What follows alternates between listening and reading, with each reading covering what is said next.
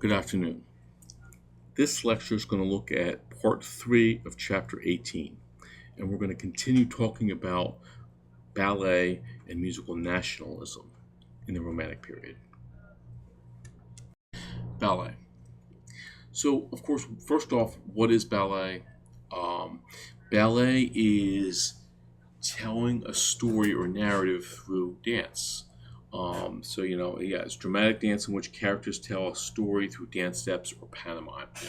They're acting out the story and so forth. And we see ballet first within opera, in between acts of opera, definitely in the French courts of Louis XIV. And later on, it becomes its own entity. Okay. Now, during the 19th century, ballet really becomes a very popular form of entertainment and art form. And the two main hubs definitely will be France and definitely in Russia. Ballet is huge in Russia, and they take it very seriously, and so forth. So we'll see Tchaikovsky. He'll be basically, what he'll do is he'll be start writing music for ballet. And again, so it's going to be programmatic music. The music's going to tell a narrative, and the music's going to support the dancers who are going to actually dance that narrative on stage.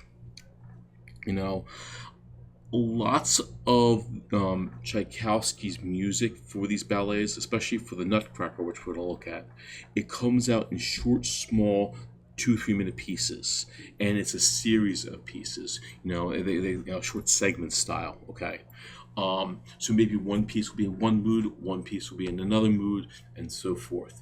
And throughout the culmination of the pieces, will tell a narrative. And this is the main way that the Nutcracker is organized.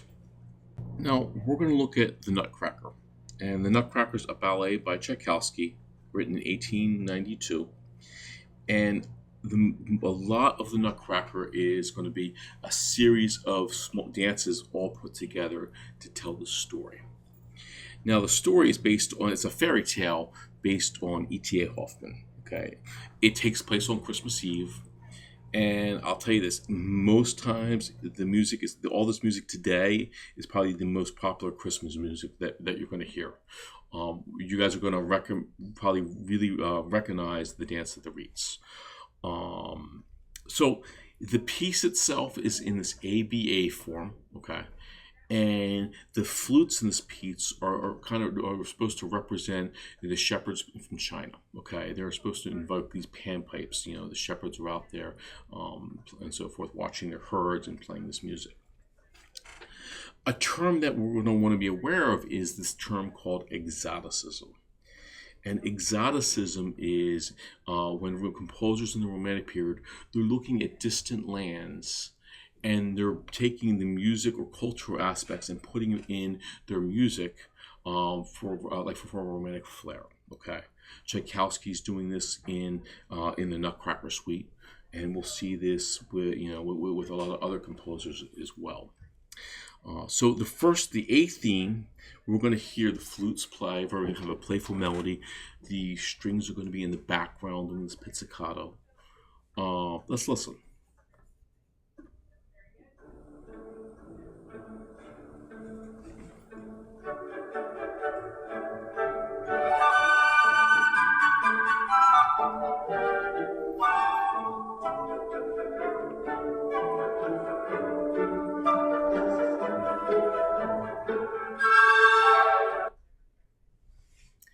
Now, after the A section plays, we're going to shift gears to the B section. And the B section is going to be completely contrasting.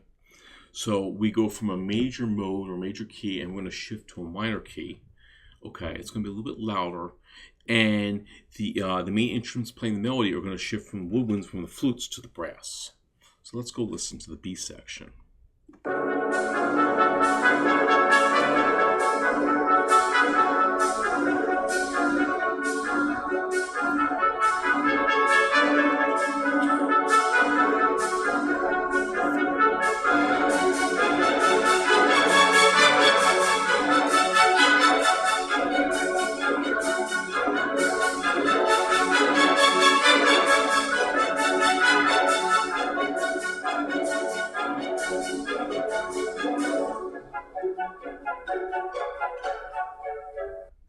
And then we transition back. We play the A section again to finish out the piece. So that's an overview of the Dance of the Reeds. I want to shift gears now from ballet and I want to talk about musical nationalism. Now, nationalism is this idea of kind of love for one's country, and composers during the 19th century they're really moved by this nationalism, and they're trying to create a national identity for themselves. So we're going to see this in British composers like Elgar in England, French composers definitely, German composers, Scandinavian composers like Grieg are definitely big into nationalism, and then we start to see this definitely in Russia as well. Now, how do composers put nationalistic aspects or traits in their music? So what they're going to do is they're going to add maybe native scales. They're going to put indigenous folk songs or reference folk songs. Maybe they'll put native dance rhythms. Maybe they'll use local instruments, or maybe they'll talk about national themes or use national themes in their operas. So these are ways to kind of boost this national identity. So when we look at nationalism, we're going to look at Russian nationalism, okay, and we're going to look at the music of Mussorgsky.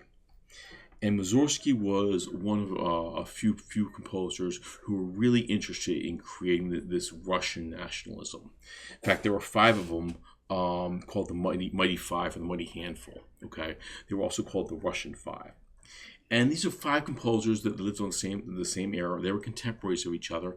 You know, we have Borodin, Kui, Balakirev, Mussorgsky, and Rimsky-Korsakov. And these composers were all interested in kind of boosting this Russian national identity. Mussorgsky. We're going to look at the music of Modest Mussorgsky. And he was a musician in the late Romantic period. He was a Russian musician. He was also a military officer and civil servant. He definitely had a very short, impoverished life. His most probably important and famous work is going to be Pictures at an Exhibition. He did write an opera called Boris Godunov, and he also wrote a tone poem called Night on the Bald Mountain. And that, if you've ever seen Fantasia, that was one of the pieces in Fantasia. That it's a very colorful tone poem. Now, Pictures of an Exhibition is a programmatic piece, and it was originally created for the piano. And so how it starts is one of his friends, Victor Hartmann, who's a painter, he passes away, and they basically create an exhibition of all Victor Hartmann's pieces, his art, and they attend it.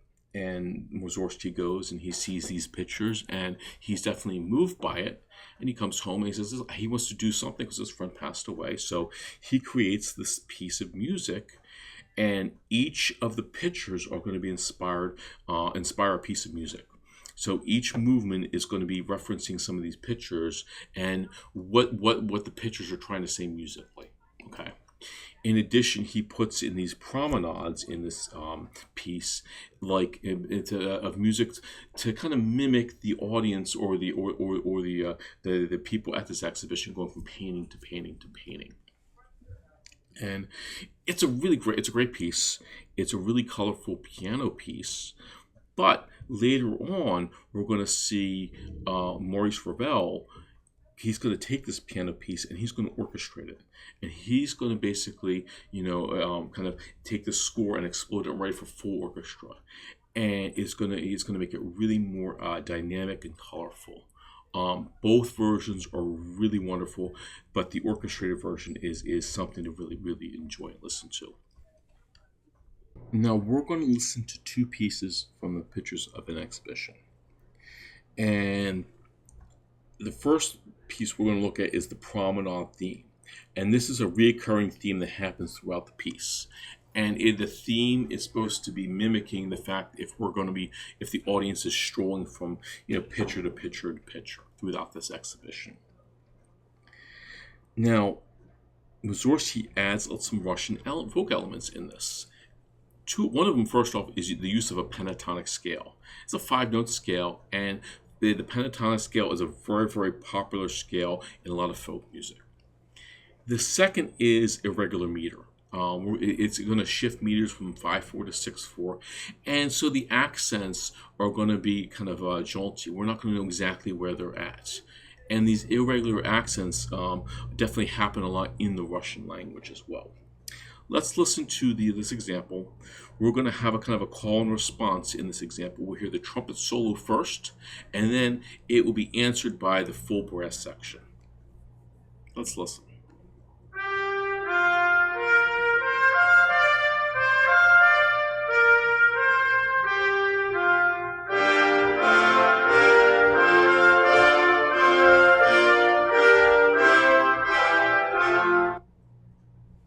Next, I want to look at the Great Gate of Kiev. And the Great Gate of Kiev, it's the last movement of the piece. And keep in mind, the title comes from the picture, just like all the other pictures that's used in this work. And again, Mussorgsky's bringing this work to a close, and he has this grand, majestic, movement to wrap or conclude the piece. So the grand processional sounds like this. It's very majestic. It's got the full brass. Let's listen.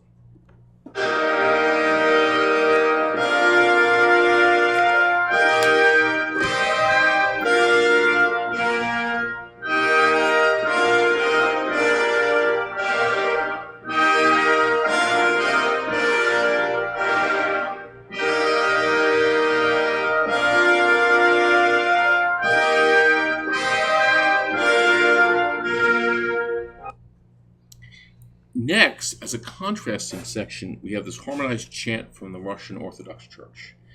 And again, Mussorgsky, he's taking elements from that Russian culture and putting it in his music for this nationalistic identity. So it's contrasting. It's much quieter. Let's listen.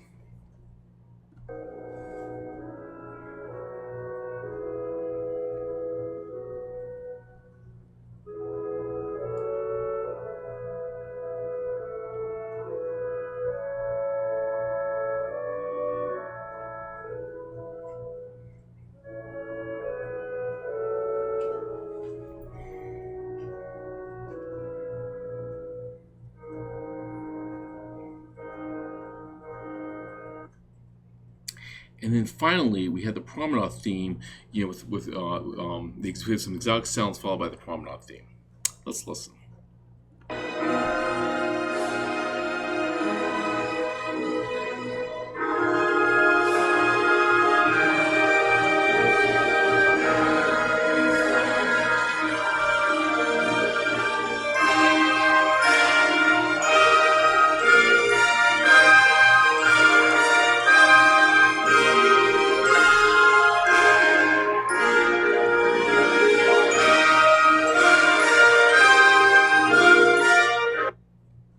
And again, so after this, we go back to this grand processional gate theme to really bring the work to the close. And he has all this, as extra percussion to really have this triumphant close to the work.